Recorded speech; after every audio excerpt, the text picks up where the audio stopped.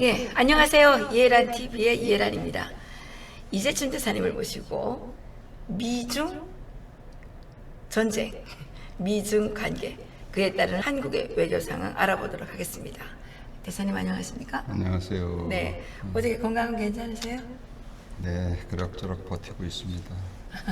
대사님 건강하셔야 되는데 네, 네. 지금은 아플 권리가 없어요. 그래요. 네, 나라가 너무 어렵기 때문에 아프시면 안 됩니다. 그 대사님 오늘은 어떤 이야기 나눠볼까요? 지금 뭐 우리 얘기는 늘 같은 얘기인데 지금 대한민국이라는 이 조그만 나라가 4강에 둘러싸여 있는 가운데에서 우리의 과연 생존 전략이 무엇이냐 하는 걸 늘 생각해야 되는데 네.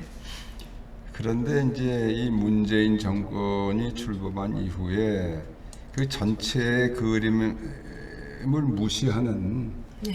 그러한 이상한 사상, 이념을 가지고 국정을 좌지우지하기 때문에 소위 주사파 네. 정권이라고 얘기를 하는데 가장 중요한 나라가 미국 아닙니까? 그리고 네, 한미 네, 동맹이 그렇죠. 지난 70여 년 동안 대한민국이라는 나라가 이 자유롭고 번영하고 그리고 안보가 튼튼한 그런 나라로 만들었잖아요. 그렇죠. 그런데 그것을 이제 완전히 거꾸로 돌려서 원시 시대로 돌아가는 듯한 감을 요즘 듣지 않습니까? 그게 맞아요. 바로 원시 시대라는 말이 딱 중세. 지금 뭐 국민 생활의 모든 분야가 예. 지금 70년 동안 걸어온 길을 다시 거꾸로 뒤집어 돌아가기 때문에 이 정치, 뭐 안보, 이 교육, 이 경제, 문화 모든 면에서 예. 지금 완전히 원시 사회로 되돌아가는 느낌 아니에요? 그렇습니다. 그러니까 여기저기서 지금 이건 안 되겠다 그런 이제 외침들이 있는데 제일 심한 것이 이제 중국과 북한이라는 이 공산주의 사회 체제 거기에 빨려 들어가기 위해서 지금 별별 수를 다 쓰고 있잖아요. 네. 그럼 결국 이제 우리 대한민국을 지탱해온 한미동맹을 무너뜨리고 그 다음에 일본과의 협력이 사실은 한미일 삼각협력이라는 게 네. 우리의 안보와 경제를 그 튼튼한 하나의 버팀목이었는데 그걸 허무는 일을 계속해서 하고 있는데 그런 가운데서 최근에 이제 미국과 중국의 관계라는 것이 과거 수십 년 동안 이어졌던 관계고 전혀 다른 방향으로 가고 있잖아요. 그렇습니다. 소위 1979년에 등소평이라는 중국 내에서 걸세출의 인물이 등장해서 과거 그 모택동이 해온 그 완전한 그 공산주의 정통 억압, 네. 그 노예 그런 생활을 강요했던 것에서부터 이제 경제 번영을 하기 위해서 개방 정책으로 나왔는데 그 네. 덕에 지금 이제 오늘날의 중국이 조금 이제 좀 살게 됐다 하는 평을 받잖아요. 네. 근데 그걸 미국이 사실 도와줬거든요, 여태까지. 그렇죠. 도와줘서 네, 이거는 맞습니다. 중국이 뭐 사상과 이념은 다르다 그러지만은 소위 이 사회주의 시장 경제라는 이름 하에 그래도 시장 경제 체제 조금 들어와서 네. 국제 무역도 하고 그러니까 열심히 도와줘서 이제 같이 그럼 가보자. 잘해볼까 이렇게 맞아요, 했는데 맞아요. 예. 그걸 수십 년 동안 해보니까 이게 오늘날에 와서는 특히 이제 코로나 사태 이후에 이거는 같이 잘 살자는 게 아니네. 맞습니다. 이게 세계 질서를 완전히 무너뜨린 미국을 포함해서 이 소위 자유민주주의 시장경제 법치 이런 체제를 완전히 중국 공산당식으로 개조하려는 이러한 커다란 음모가 도처에서 지금 작동을 하고 있다는 걸 사실은 너무 늦게 깨달았죠. 너무 늦게 깨달았어요. 예, 이 트럼프 행정부가 이제 그것을 안 되겠다. 이제 적으로 완전히 선언을 하고 이제 칼날을 대기 시작했잖아요. 그런데 문제는 이제 그 자체도 물론 중요한 거지만은 그럼 우리가 한미 동맹의 일원으로서 한미 동맹이라는 건요. 최근에 뭐 이 이인영 통일부 장관이 누가 무슨 냉전 동맹이 어떻고 평화 동맹이 있단 사전에도 없는 이상한 용어들을 구사하면서 하는데 그건 참 말이 안 되는 얘기들 참 그 이인영은 그렇게 머리도 나쁜데 어떻게 네. 장관까지 가죠? 이제 그런 요는 한국이 지금 이 미국과 중국이 이렇게 정면 대결을 하는 과정에 우리는 어떻게 자리 잡아야 되는가 하는 문제 아니에요. 맞습니다. 예.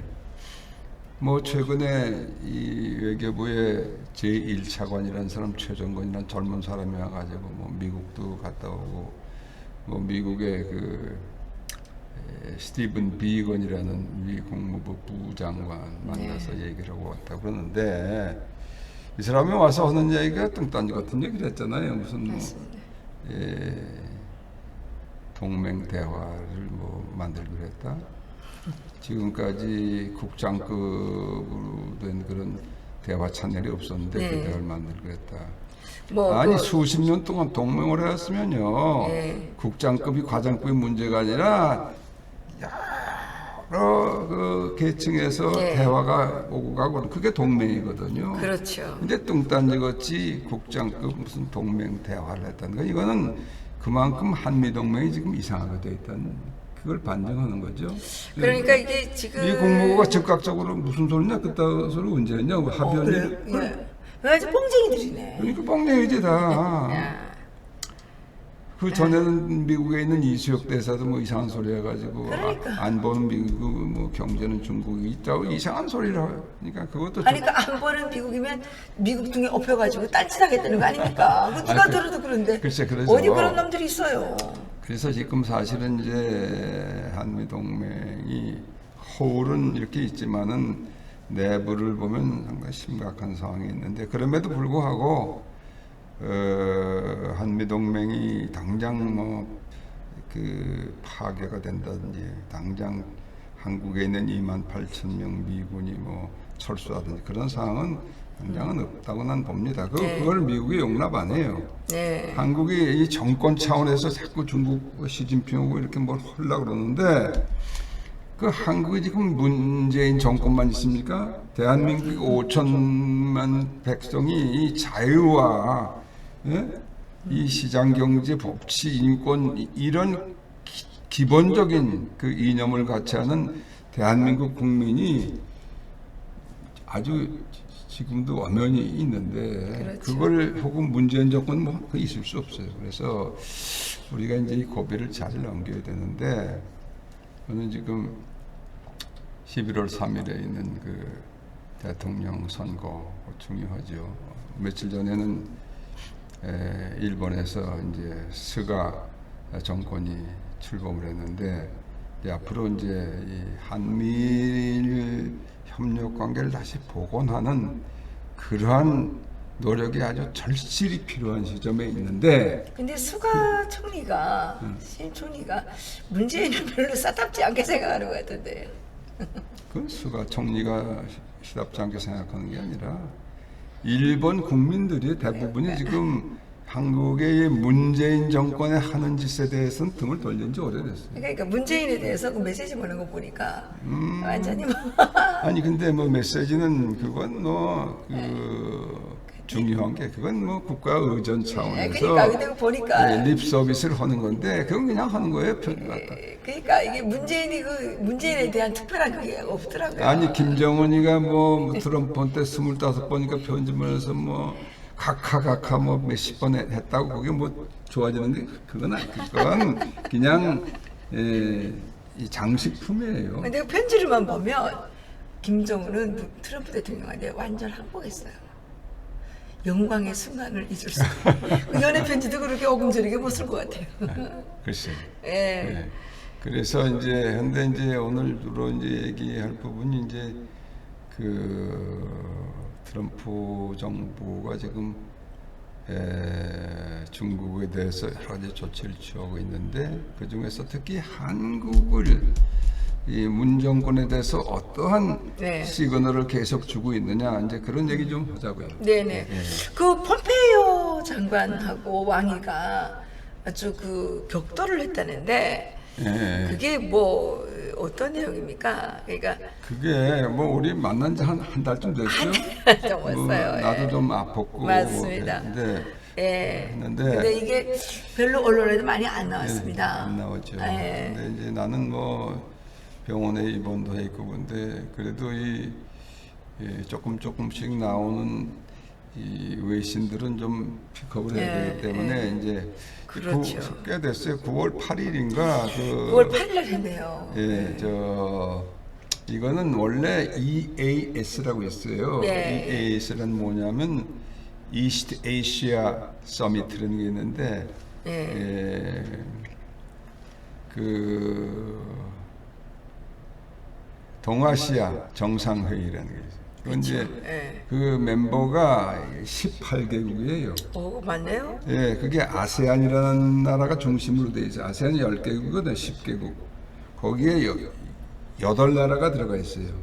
그 중요한 나라 다 한국, 일본, 미국, 러시아, 중국 들어가 있고 호주, 뉴질랜드, 인도까지 들어가서 18개국이에요. 호주도 아시안에 속하나요? 그 아시아라고 지금 그러고 있죠. 뉴질랜드도? 예, 좀 그렇죠. 예. 아니 그 원래 그 거기 이제 대양주가 대양주라고 아닌가? 그래가지고 했는데 그 정권이나 이런 정치 체제는 서유럽형이죠 다. 그렇죠. 예, 예. 그거 다 영국의 식민지로 그렇죠, 시작된 그렇죠. 나라들인데 인도는 조금 다르지만은 네. 그래서 이제 그 서유럽하고의 협력이 상당히 이제 원활해서 미국하고는 동맹 관계에 있고요. 근데 네. 이게 동아시아가 점점 발전하는 것 같아요. 특히 그 중에서 중요한 것이 일본과 제일 그 선두주자는 일본이었고, 일본, 예. 예, 그 2차 대전 이후에 다시 미국하고 강화조약하면서 이제 다시 체제를 완전히 180도 바꾼 거 아닙니까? 네. 시장 경제, 자유민주주의, 법치 그거 바꿨죠. 네, 네. 그래서 미국의 이제 동맹국으로 되면서 컸잖아요. 그걸 또 열심히 쫓아간 게 대한민국이거든요. 그렇죠. 예. 근데 그걸 또 열심히 쫓아온 게 중국이에요. 공산당 체제지만은 그리고 그다음에 이제 옛날에 네 마리 용이라고 그랬던 이제 한국, 대만, 싱가포르, 홍콩 이런 그 다 경제적으로 번영한 나라죠. 그렇죠. 그러니까 호주가 그 서유럽 중심의 정책을 하다가 한 20년 전부터 이 아시아 쪽에 그 공을 들이기 시작했어요. 그래서 자기들도 이제 아시아 편이다, 아시아. 아, 그래요? 그래서 이제 아시아로 카운트하고 있죠. 이제 그래서 이제 이 EAS 멤버인데 그렇군요. 거기에서 이번에 이제 정상회담 하기 전에 외무장관들이 원래는 이제 모여서 해야 되는데 네. 모여서 할 수 없으니까 이제 화상회의를 통해서 온라인으로 이제 한 거예요. 거기 이제 특히 주목되는 게 폼페이오 장관하고 왕이 중국 외교부장 설전인데 그건 뭐 폼페이오 장관이 새삼스럽게 먹은 거 아니에요? 그거 벌써 지금 미국 내에서 근데 법무장관 윌리엄 바른 법무장관 네. 그 레이레는 FBI의 네. 책임자 그리고 NSC의 네. 오브라이언 그 안보보좌관 그리고 폼페이오 이런 아주 역대급 그 요직들이 이미 중국에 대해서 선전포고 했어요. 선전포고를 우리는 적이다라는 걸 선언했어요. 그걸 요번에 다시 그 18개국 외무장관 회담 화상회의를 통해서 트럼프가 재확인한 거예요. 네. 그러니까 왕이가 이제 거기에 대해서 반론을 했죠. 근데 그거는 이렇게 가만히 보면은 특히 초점이 되어 있는 것이 홍콩 문제하고 네. 그거예요. 남중국해. 그 중국이 소위 반접근 지역으로 선포하고 자기들 그 공해상에 있는 조그만 섬들을 중국의 영토처럼 만들고 거기를 그 군사 기지화하고 그렇죠. 비행장 그런 게 대해서 미국이 이제 소위 그 프리덤 오브 내비게이션 항해 자유의 원칙을 내세워서 거기 가서 부딪히는 거 아닙니까 지금? 예, 그래서 그렇죠. 거기서 지금 일촉즉발 상황이 그냥 계속 매일같이 이루어지고 있어요. 예. 거기 대만 해협도 들어가요. 대만이요. 예. 그래서 중국이 거기서 군사 훈련을 하는 거기를 그냥 미국 군함이 지나가는 거예요. 네. 그리고 미국도 일본어 군사 훈련 거기서 하는 거예요. 네. 그러니까 지난번에는 이제 소위 이 중국이 그 DF-21하고 DF-26 그건 뭐냐면 등평이라고 그래가지고 그 미사일이에요. 그 미군의 잠수함, 미군의 저 군함 그리고 이제 그 항공모함 그것을 타격하는 그걸 쏘고 그랬어요. 물론 그게 뭐 딱 가서 맞추진 않았지만 그 훈련하는 그 인근에 떨어뜨리고 막 그래서 그리고 거기에 대해서 이제 미국의 B1B 하는 이 전략 폭격기들이 거기 출격을 해서 이제 이게 정말 부딪히면 어떡하냐 아슬아슬한 순간들이 많이 있었어요. 근데 아직 중국이 그걸 쏠 수가 없어요. 미국은 쏘라는 겁니다. 예. 쏘기만 해라. 물고 싶은데 때려주는 거지. 예. 그래서 그런 과정에서 최근에 이제 우리 저 외교부 1차 간던 미국도 다녀오고 뭐 그리고 이제 미국에서는 국무성이나 그 국가안보 보좌관실이나 이런 데서 계속 국방부도 물론 이제 우리 메시지를 보내죠. 중국하고 대결하는 데 있어서 우리가 단합을 해야 된다. 이거 네. 어디가 단합을 하느냐? 이제는 중국을 에어싼 포위 작전을 하는데 지금은 중국이 전 세계를 상대로 해서 마치 이 공산품을 다 공급하는 그 공급 루트가 되겠다. 그러니까 세계 공장이라고 세계 얘기하지 공장 않습니까? 그렇죠. 예. 근데 이제 그것을 미국이 더 이상 용납 안 하겠다는 그렇죠. 거죠. 그리고 이제 자유무역 체제에 거기서 중국을 제어하겠다는 거예요. 빼버려야지. 예. 왜냐하면 지금까지 중국이 WTO라는 데 들어가게 하는 건 미국이 도와줘서 한 거예요. 그렇죠. 근데 이제는 미국이 WTO에서 빠질 수도 있다. 그래가지고 이제 그 압력을 가하는데 거기에 한국은 어떻게 할래? 이런 걸 자꾸 두드리고 있는 거예요. 근데 아직까지도 한국은 어떻게 하겠습니다. 우리 길은 뻔해요. 미국하고 같이 가야지. 물론 중국하고는 전혀 적대하고 그런 게 아니잖아요. 우리 이웃이니까 예. 이웃으로서 우리가 지켜야 할 부분은 지키고 뭐 사람도 왔다 갔다 할 수도 있고 뭐 장사도 좀 할 수도 있지만은 중국에 몰빵을 하고 그렇죠. 이건 있을 수 없는 아니 거예요. 중국 없을 때 잘 사는 거 아닙니까? 글쎄.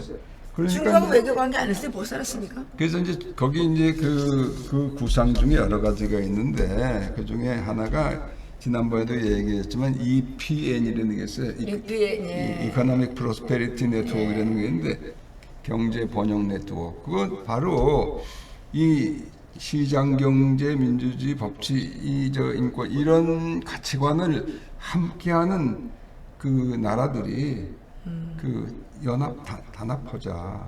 그래서 중국이 독점했던 세계 공급망을 우리가 합쳐서 하자 이거예요. 그러니까 거기에 이제 주요 국가가 미국하고 일본하고 호주하고 인도. 그거는 뭐 자기네들끼리도 충분히 해먹을 거예요. 그렇죠. 인도가 인원이 얼마나 많습니까? 근데 거기에 이제 한국 빨리 거기 들어와라는 얘기예요. 들어가라는데 안 들어오고 있잖아요. 거기 이제 베트남도 들어가겠다고 뭐 네. 필리핀도 가겠다고 여러 지금 아세안에서도 그래요. 근데 거기서 지금 답을 안 하고 뭐 안 보는 어쩌고 이러잖아요. 네. 그다음에 거기 이제 또 그 쿼드 플러스라는 개념, 쿼드라는 게 넷이란 말이에요. 그 넷이 누구냐면 미국, 일본, 호주, 인도 넷이 쿼드예요. 한국은 못 들어가. 거기에 이제 플러스 자꾸 거기 들어와라 이거예요. 거기도 이제 한국이 제일 먼저 콜하는 게 한국이에요. 그런데 우리 얘들이 대답을 안 하는 거예요 지금도. 그리고 이제 그거보다 더 큰 틀에서는 인도 태평양 전략이라는 개념이 있어요. 그렇죠. 예. 지금까지는 그 아시아 태평양이라는 개념을 썼는데 이제는 인도 태평양에서 그건 뭐냐면 중국을 완전히 감싸겠다는 거거든요. 그러니까 거기에 대해서 이제 그런 정책을 하니까 왕이가 이제 반발을 하고 예. 그랬던 거죠. 그것이 이제 지난번 어. 8일 날 있었던 얘기. 그렇죠. 왕이 안 되는 아주 모욕적인 거긴 하죠. 그렇죠. 예. 근데 사실 왕위는 폼페이오를 상대할 만한 상대가 못 됩니다. 그렇죠. 그 맥컨빌 미 육군 총장이 예, 중국 대응을 위해서 뭐 언급한 게 있으신가요?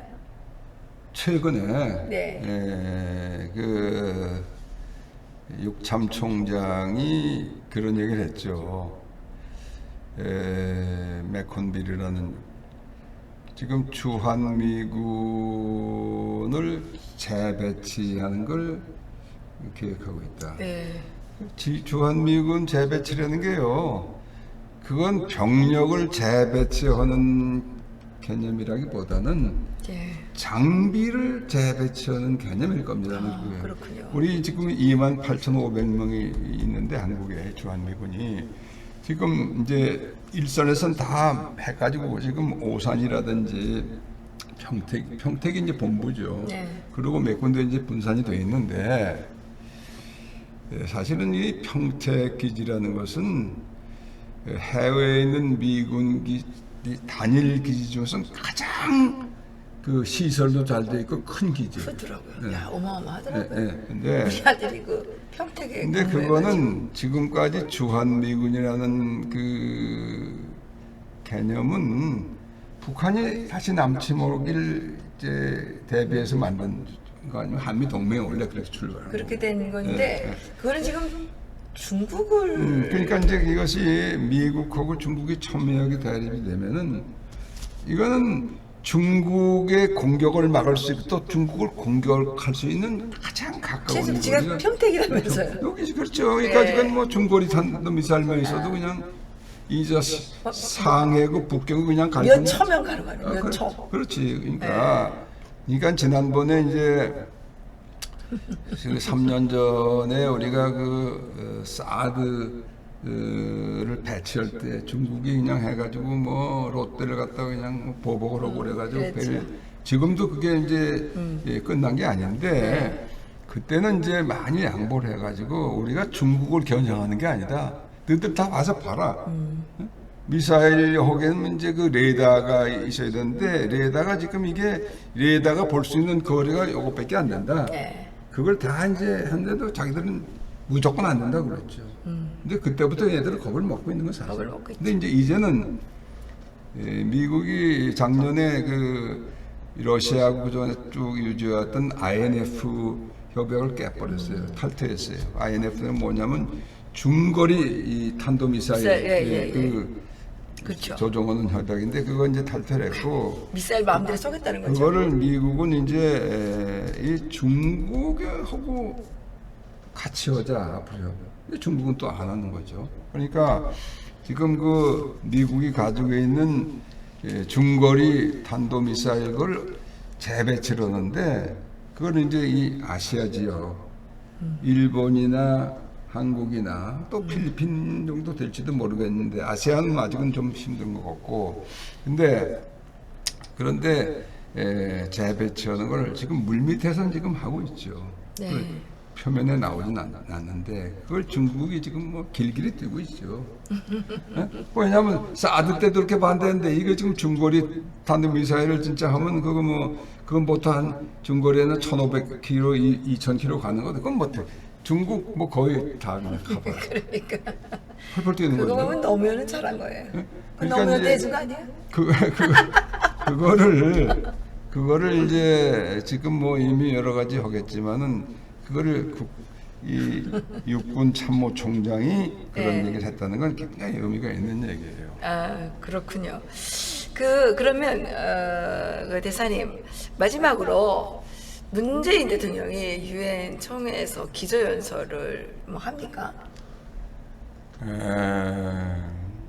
2018년 그러니까 2년 전에 했죠. 유엔총회 가서 연설했어요. 네. 연설했는데 뭐 그건 다 그 헛소리 했고 그 중에 이제 기사도 좀 나오고 그랬던 게 그 당시에 뭐냐면은 그때만 해도 이제 북한 비핵화 문제. 맞아요. 예, 그 그걸 뭐 한반도 비핵화 오는 뭐 있다고 포장했지만 하여튼 북한의 비핵화 문제가 핵심 문제였고 그랬죠. 그걸 유엔 총회에서 얘기하는 과정에서 이 비핵화를 하는 과정에서 종전 선언이 필요하다. 네. 응? 근데 그게 엉거주춤한 얘기예요. 그러니까 북한에도 종전 선언에 그 당근을 주어서 그 비핵화를 촉진시키는 뭐 이런 거 하는데 이번에는 어저께 한 건 뚱딴지 같이 그 비핵화하고는 전혀 관계없이 네. 한반도의 평화라는 것은 그 종전 선언부터 시작이 돼야 된다 이렇게 해서 전혀 과정을 무시하고 그러니까 이거는요 하여튼 마이동풍이에요. 미국은 지금까지도 트럼프 대통령이 아주 완벽하게 유지하고 있는 그 포지션이라는 건 뭐냐 비핵화를 하는 것이 그것이 너희들이 해야 될 일이다. 그렇죠, 그렇죠. 그걸 하고 나야 뭘 주고 하지. 그렇죠. 그 약속하지 않았냐 싱가포르에서 예. 안전한 비핵화. 이제 그걸 자꾸 물고 늘었는데. 그리고 그거 하기 전에 무슨 뭐 북한에 뭐 제재를 풀어달라, 뭐 남북 간에 뭐 경제 협력을 한다, 돈 준다. 이건 절대 안 된다. 그 분명하거든요. 근데 이번에 또 이 메아리도 없는 헛소리를 허공에 대고 친 거라고. 아니 문재인은 이게 무슨 감각기가 일단 마비된 거예요. 왜 그래요? 아니 그러니까 이게 아니 내가 무슨 말을 하는지 모르고 하는 것 같아요. 그러니까 한심한 애들이죠. 한심한 애들인데 아니 그 저기 지금 이인영이가 저를 언론중재위에다가 제소를 했거든요. 가짜 뉴스를 했다는 거예요. 뭐가 가짜 뉴스라는 거예요. 탈북 어부들 그때 왜 16명 살인했다고 2명 보낸 네, 거. 2명 보냈잖아요. 근데 배가 커도 이 방안만큼밖에 안 될 거예요. 그 배가 아무리 커도 예, 그렇지. 길이 6m예요. 아, 그렇지. 근데 여기서 16명이 있는데 한 명씩 죽이는데 그거 모릅니까? 총으로 쏴도 16명을 한꺼번에 죽일 수가 없어요. 중요한 거는 김책에 죽은 사람이 없는 거예요. 살인당한 사람이 없단 말이에요. 근데 여기 애들이 살인자로 집어씌워서 올려버렸단 말이에요. 그렇지. 그래서 우리가 그걸 기사를 썼단 말이에요. 리버티 코리아 포스트가. 그랬는데 우리가 가짜뉴스 했다고 언론중재위에다가 고른 거예요. 아니 근데 이인용이야말로 거짓말쟁이 아니에요. 뭐 취임하기 전부터 뭐 버는 거, 입는 거, 버는 거, 아픈 거, 뭐 먹는 거 이거 뭐 해주겠다 그랬는데 하나도 된 게 없잖아요. 이놈부터도 거짓말이지, 거짓말, 가짜뉴스지. 근데 지금은요 이 정부가 거짓말 공장이에요. 거짓말 공장. 예, 맞아요. 그렇잖아요. 예, 그런 것 같아요. 아 그래요. 당장 아까도 얘기했지만 외교부 1차관 외교부 1차관이면 고위직인데 그것이 미국을 또 속이고 이제 그러니까요. 우리 국민한테 속이고 예. 또 이인영이도 마찬가지야. 그거 뭐 변명을 하고 무슨 냉전 동맹 평화 동맹 그것도 다 속이는 얘기인데 그렇죠. 그건 거기야 뭐 지금까지 남북 관계 이렇게 된 거 지난번에 그 2018년에 누구야 저 정의용이 거짓말해가지고. 그래서 김정은이한테 가서 받아 적어가지고도 그걸 또 이렇게 각색하고 그래서 트럼프한테. 그런 거짓말하고 다 그거 아니에요. 그건 미국만 속인 게 아니라 국제사회를 속이고 대한민국 국민을 속인 거란 말이야. 근데 속였는데. 그러니까 이게 전부 이게 가짜 뉴스란 말이지. 뉴스가 신문에 대문짝만 맞아요. 근데 이게 그 자기가 판 구덩이에 빠진다는 말이지 않습니까? 그렇지. 근데 괜히 트럼프한테 갖다 또 맡겨가지고 이제 완전히 김정은이한테 이제 돌림받아가지고 김정은이가 뭐라 그래요? 삶은 소대가리에다가 아 그래. 청와대 뭐 삽살개에다가 뭐 불고기 해 먹겠다 이런 말까지만 하는데 돌이켜놓고 보면 그 거짓말한 게 다 자기들한테 부메랑이 된 거예요. 어떻게 그 부메랑을 잘 만드는지 얘네들은 진짜 부메랑을 만드는데 1등인 것 같아요. 1등. 조국도 그렇죠. 맞아요. 추미애도 그렇죠. 무슨 추만 대성령이라는 게 나왔더라고요. 예, 조국이 하도 자기 부메랑을 많이 만들어가지고 조만 대성령이 있었지 않습니까? 그런데 추미애도 보니까 구구절절히 자기가 했던 거를 자기가 막 남을 욕했던 거를 다 자기가 지금 몸소 실천을 하고 있어서 사람들이 요즘에 추만 대장경이라는 걸 여기 8만 대장경을 이렇게 바꿨겠지. 네, 추만 대장경이라고. 네. 그게 조국의 족은 조국. 그래서 조족조, 추족조, 추족추. 조족조, 추족추.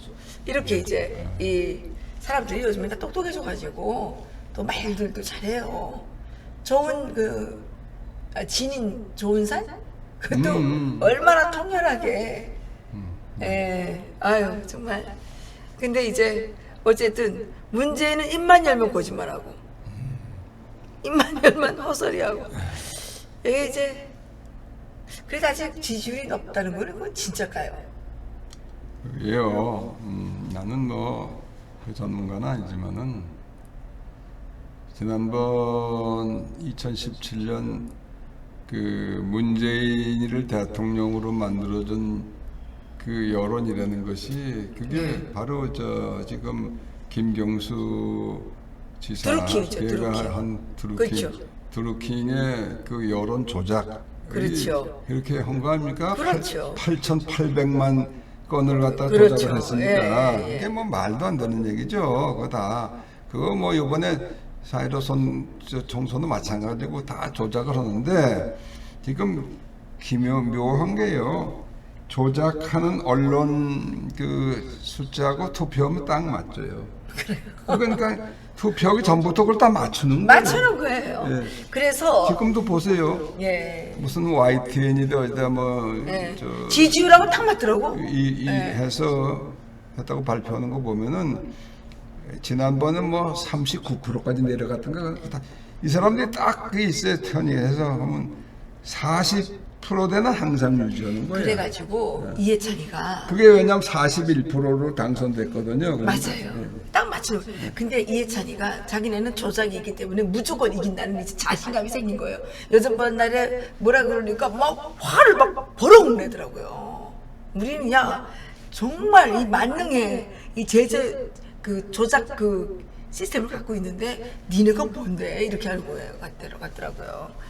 그런데 저는 지금 그 부정선거 있지 않습니까? 이거를 이 정부가 다 이들이 깔아뭉개고 있으니까 밝히기가 어렵다고 할지라도 지금 그 대한민국의 그 정상적인 국민이라면 우파 좌파가 아닙니다.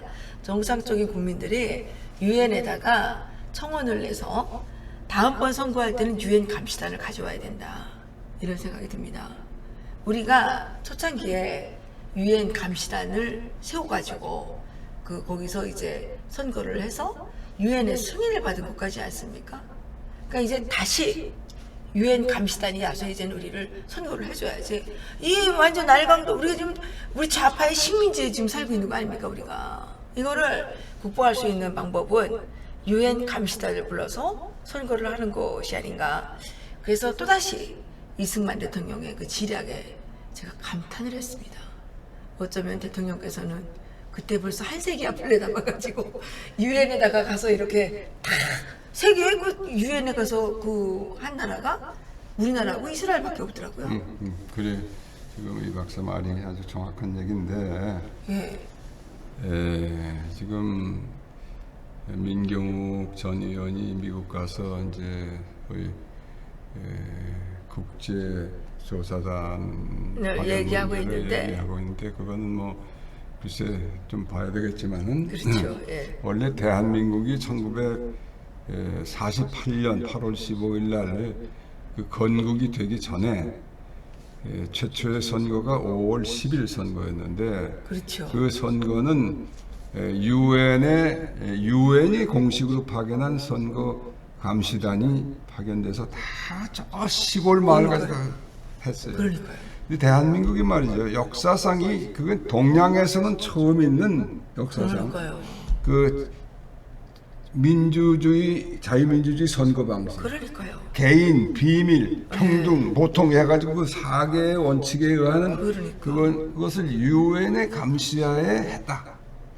그래서 이 자유민주주의 체제가 쓴 거예요. 그렇죠. 그 동양에서는 처음이에요. 그게. 그러니까 전 세계에서 우리나라하고 그래서 이스라엘밖에 없대요. 그런데 그게 지금 위기에 처해 있잖아요. 그쵸. 그게 그것이 공산주의, 전체주의 쪽으로 가고 있는데 그러니까요.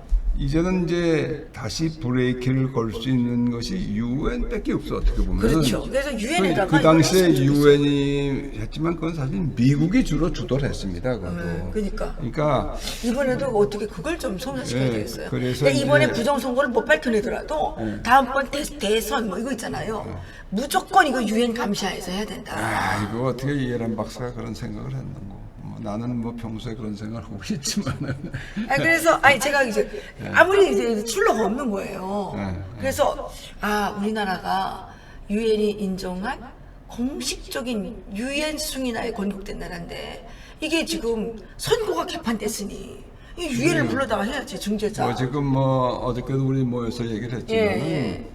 뭐 내년 4월에 무슨 서울시장, 뭐 부산시장 뭐 선거하고 뭐 또 1년 후면 또 대통령 선거 그런데 내가 이게 지금 부정선거를 이걸 조직적으로 해서 이 디지털 부정선거를 하는데 그걸 그만두게 하지 않고 수개표로 다시 해서 하지 않으면은 그거 뭐 선거 하나마나 나 그냥 그건 무슨 문제. 예? 그러니까 바로 그 문제부터 해결했는데 그렇게 얘기를 한 거 아니에요. 그래서 지금 김정은이는 아무리 문재인이가 미워도 지금 부정선거 도와줄 준비를 만단으로 갖추고 있어요. 그렇죠. 하고 있다고요. 그래서 얘네들이 이제 깜짝 다져 못하고 김정은이한테 쩔쩔매는 거죠. 아니 문재인이 만들어준 거 이번 4.15 총선 만들어준 거 다 그거 중국하고 북한이 다 만들어준 거예요. 그렇죠. 대사님 오늘도 또 이렇게 정말 훌륭하신 말씀, 또 훌륭하신 평론, 정말 감사드립니다. 아이고 우리 저 건강하게 살아가지고 우리가 해야 될 소명을 다 해야 되겠는데 그렇죠. 이게 참 어려운 시절을 살고 있어요. 용기를 냅시다. 네. 그래야 대사님 고맙습니다. 여기서 마치겠습니다. 예.